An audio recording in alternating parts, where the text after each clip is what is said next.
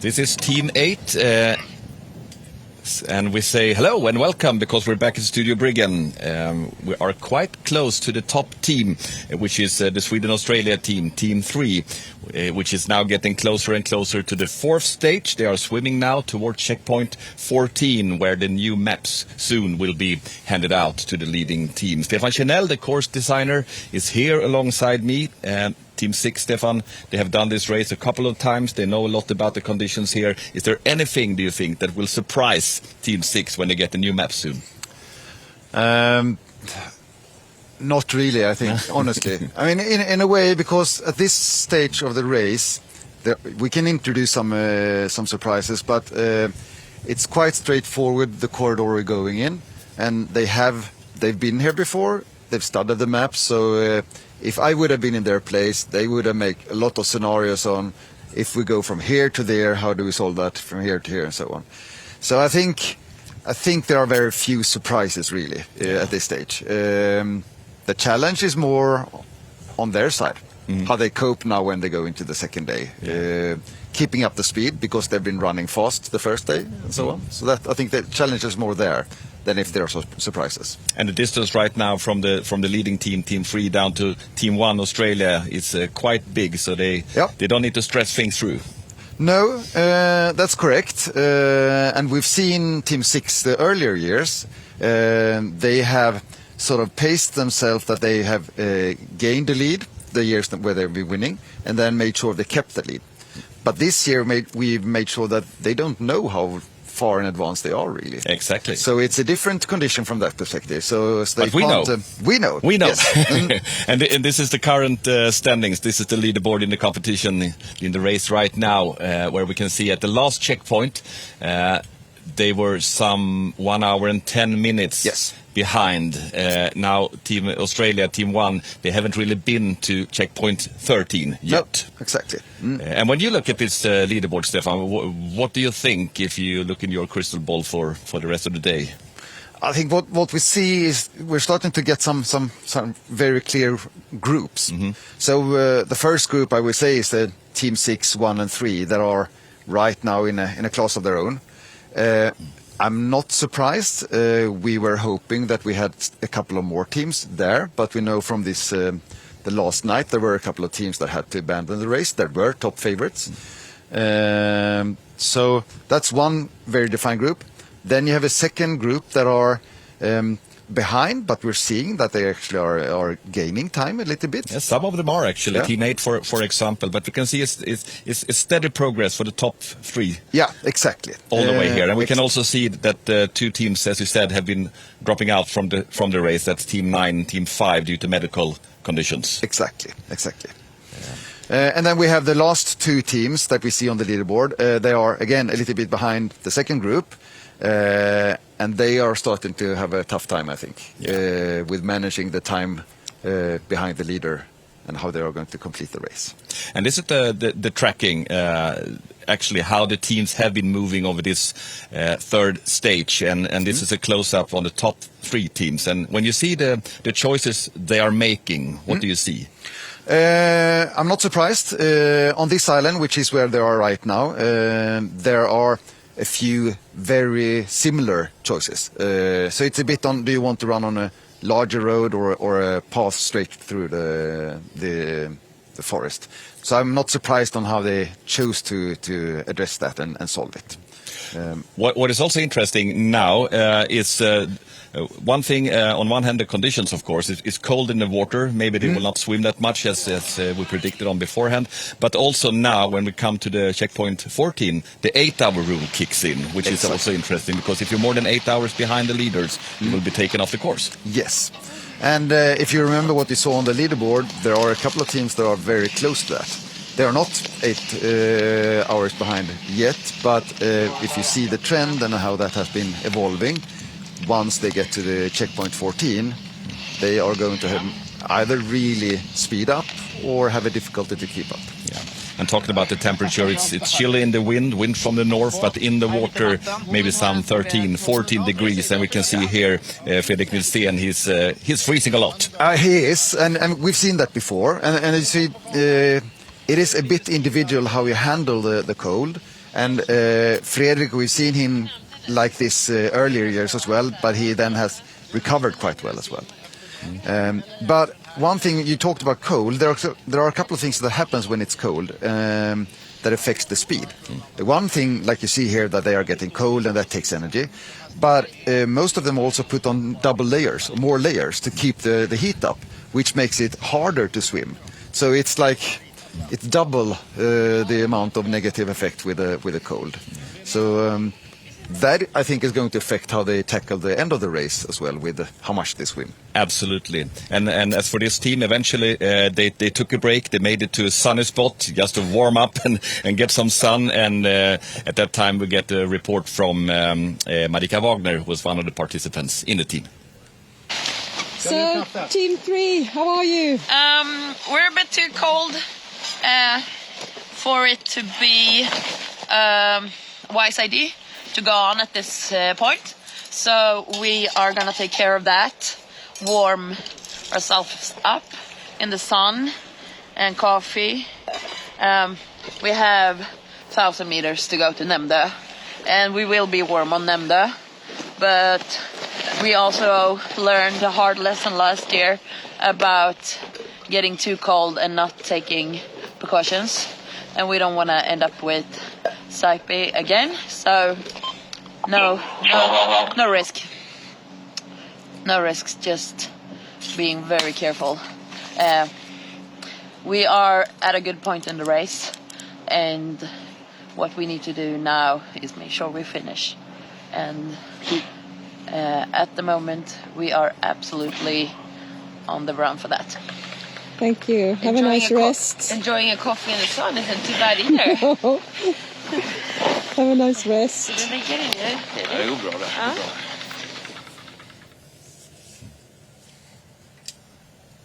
A coffee in the sun might be a good idea, and also to stick together like they did there.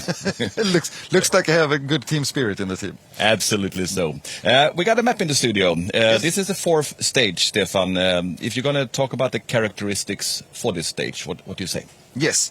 So there are two things I think we should talk about. One is sort of the choices and how much swim versus running.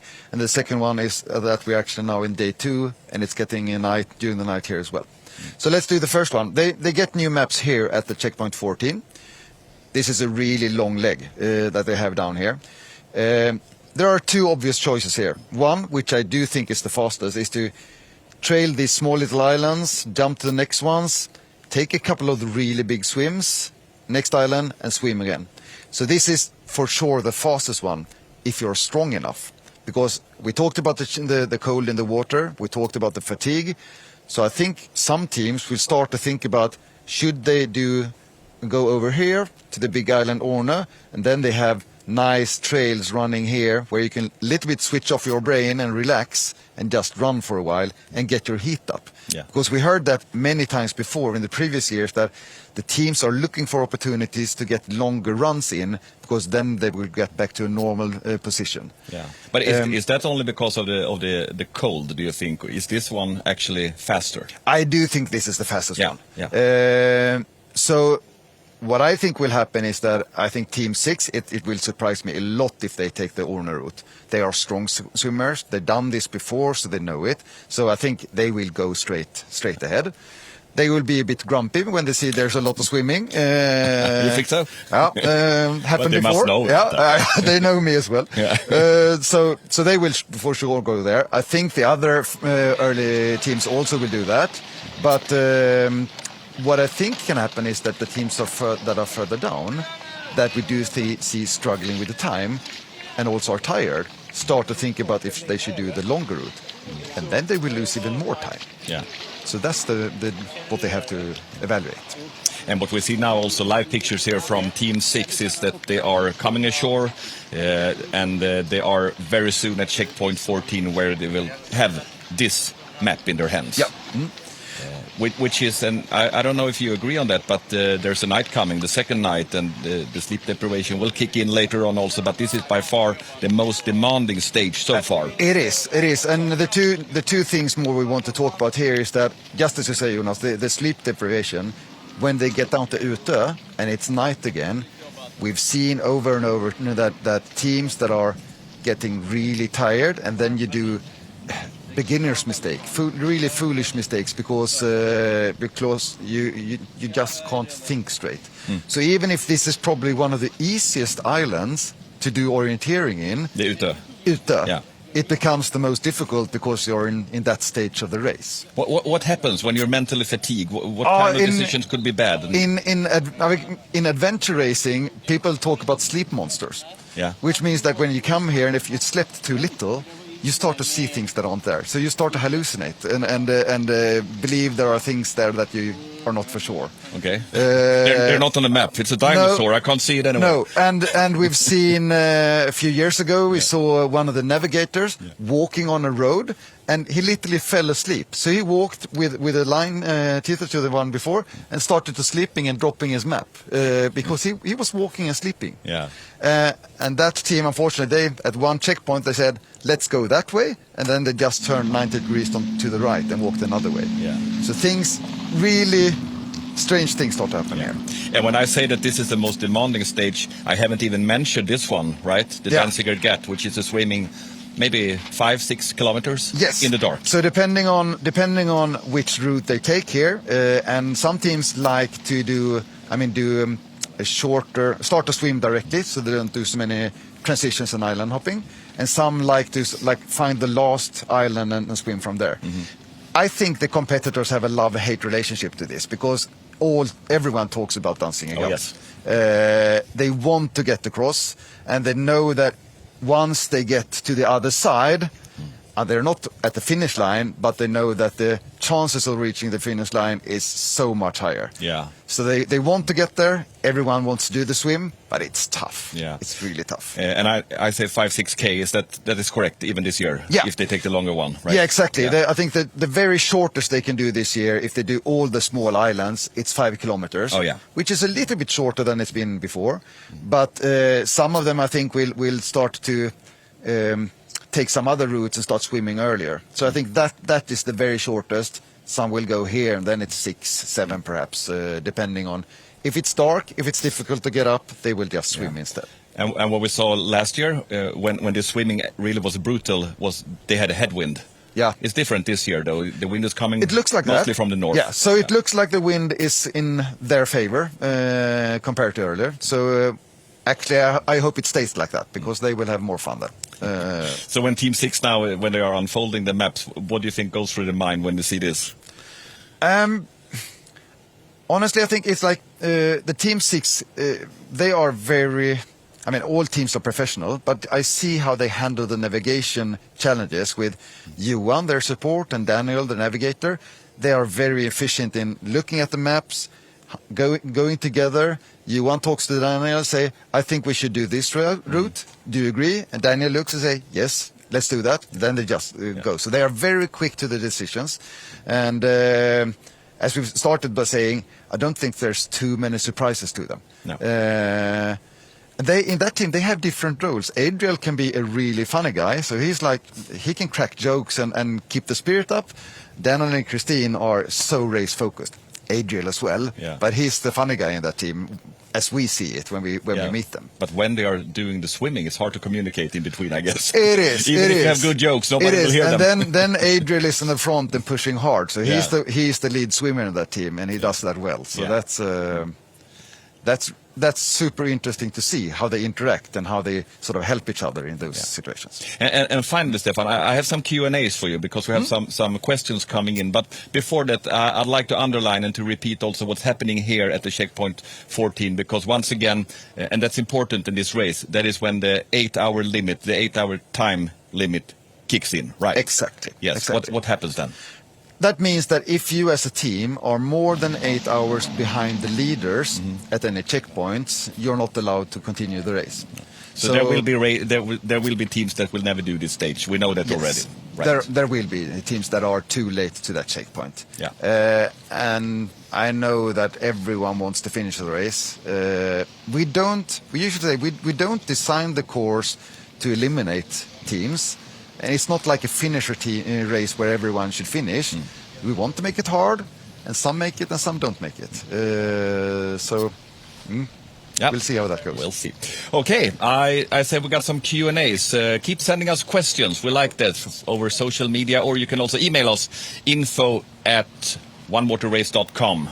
That's the email address. So if you have any things that you're thinking about or any questions for us, use that email address, info@onewaterrace.com. And I got a couple of them already. This one is from Gothenburg, from a man called Anders.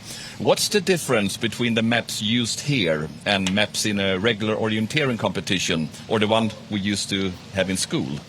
Good question. The short answer is that, well, if you look at the design of the maps, we use the same style of the maps. So if you've done orienteering or do that, you will recognize the maps. But normally, if you do an orienteering competition, the scale of the maps are between 1 to 15,000 and even down to 1 to 4,000 in sprint competitions. This is 1 to 25. Oh, yeah. So we cannot have as many details as we have on an orienteering map. I think that's the main thing. And then the other obvious thing, this is a huge map, so we haven't been able to walk in every location here and check for stones, forward pass and so on. Yeah. So an orienteering competition map is more detailed than this one. But they do have more maps than this one also, right? They Of do course, have close-ups, right? They have close-ups. Yeah. But the close-ups are in the scale of 1 to 25,000. Okay, so it's which still different. is still a little bit sort of less details than an orienteering map. All right, super. Second one, this one is from Germany actually, from Renata. Is it always the same symbols for everything on this kind of maps, regardless if you use it in Germany, Sweden or Africa? Is a stone and a fence a fence? Pretty much, yes. It is? Okay. So in the orienteering community, and again, that's the style we use. Yeah. In orienteering, we have an international regulation of how we do maps. And that we use the exact same symbology. So an elite orienteer from Germany or France or Sweden can go to Norway and compete on the same level, sort of. If we then look at adventure racing and these kind of races, I think the maps are different in every place. So it's the normal thing you do is that you take the maps that are available at the area and you use them. The difference here is that we did these maps specifically for this race. So here we've done the maps from ground up for this race. And that's, of course, something to mention, that you're not only the course designer, you actually make all the maps also. Yes, that's true. Because you're one of the best map makers in the world, probably the best one. For these kind of maps, but Yeah, and how you do it, that's another question. We can talk about that later maybe, but that's also interesting. But we have a third one here from Amanda, from Down Under, from Australia. I don't know where, but from Australia somewhere. She has noticed that the teams use different types of compasses. Yes. And she wondered what is allowed and what is the most common one. I honestly don't think we have any... yes, there's one rule about the compasses. They have to be analog. So you're not allowed to have digital tools like a GPS watch and these kind of things. You can't use Google Maps. No. So you're not allowed to have smartphones and a digital assistance and so on. But then from the classic compass, there are two distinct different styles. One, now I'm trying to show with my hands, but there's one that it looks more like a square that you hold in your hand. It's a plate compass. Yeah, exactly. Yeah. That you can turn the compass. The one we used in school. Exactly. Yeah. That is, I shouldn't say old school, because there are actually elite orienteers that use it still. But the most common things nowadays is that you have a smaller one that you have on your thumb. Yeah. And the benefit of that is that then you can have your compass and the map in the same hand.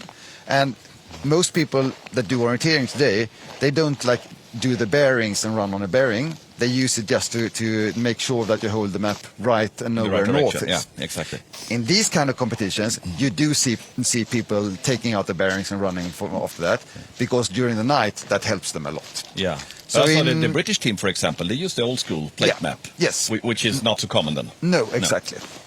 But we have in Sweden, we have one of the very best orienteers in Sweden, Gustav Bergman. He still runs with one of those old classic ones, and he's pretty good. He's pretty good. So whatever works. Exactly. And the fourth and last one for now. This is a tricky one, and I'm going to read it to you. I hope you understand it. It's about this race, the One Water Race. Who would win? a relay team consisting of the best marathon runner who only runs and the best swimmer in the world who is only swimming. None of them have any experience at all of orienteering. And they are competing against the best orienteer, the world champion in orienteering, but he is only allowed to walk.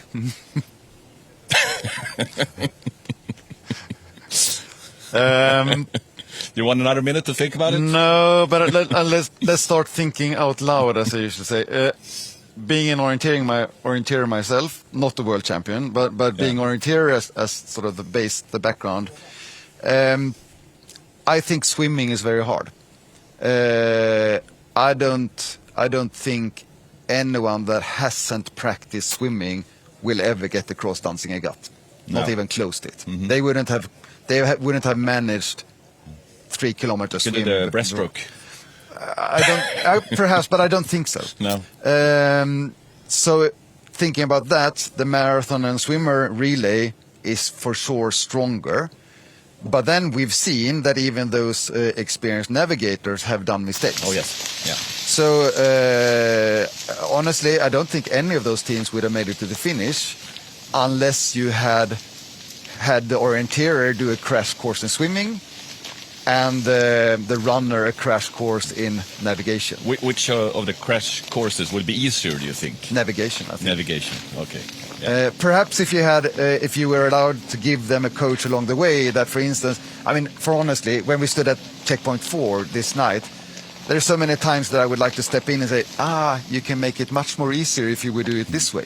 Yeah. But I'm not allowed. So I'm just allowed to stand and watch and see what kind of choices they do. Okay, but you put your money on the marathon runner and the swimmer then, if they have a small crash course in order. Yeah, I think so, basically because of the long swims. This They one are right here, these, and we've seen a couple of 3-kilometer swims before and so on. They are so hard if you don't know how to swim. No. A good question. Yeah, it was. Yeah. Very good, very good. Good. Keep sending us questions, info@onewaterrace.com, or you can also use the social media. Now it actually starts to rain a bit. Do you feel that? Yeah. All right, we'll see what happens with the condition. The wind is going to pick up. We know that for sure. It's going to be a bit windy later on this afternoon. Anything more, finally, Stefan, about this fourth stage, which the leaders now have entered? No, it's a beautiful stage, honestly. Out here in the archipelago, these small islands are super beautiful. So it's a nice stage to view on TV, but in the evening, I think you will get some entertainment when you see how they solve or not solve those challenges down further. So we'll see if they can enjoy the beautiful nature and stay tuned, because there's a lot of action coming over the next at least 24 hours. For sure. Yeah, it's a lot left of this race. Thank you very much, Stefan. Thank you. Talk to you later. And now let's go back to the race.